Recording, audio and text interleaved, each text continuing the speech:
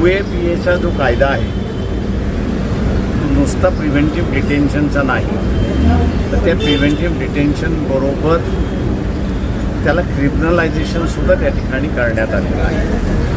म्हणजे एका व्यक्तीला तुम्ही असं प्रिव्हेंटिव्ह डिटेन्शन खाली अरेस्ट करता आणि नंतर त्याच्यावरती असणारा क्रिमिनल ॲक्ट दाखल करता, अशी असणारी परिस्थिती आहे. प्रिव्हेंटिव्ह डिटेन्शन हे घटनेप्रमाणे 3च मुद्द्यावरती असताना होऊ शकतं. एक डिफेन्स, दुसरं फॉरेन अफेअर्स आणि तिसरं जे आहे ते सिक्युरिटी ऑफ द नेशन. अशा ह्या 3 गोष्टींवरती डिटेन्शन होऊ शकतं. Detention is a civil process, it's not a criminal process. त्याच्यामुळे आम्ही असं हा चॅलेंज केला होता की डिटेन्शनच्या नावाखाली जो कायदा करण्यात आलेला आहे तो अनकॉन्स्टिट्युशनल आहे.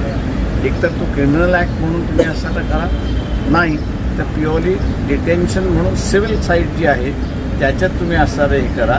दोन्ही मिक्सचर करून असणारं जे चाललेलं आहे त्याचं परमिशन कॉन्स्टिट्यूशनमध्ये नाही.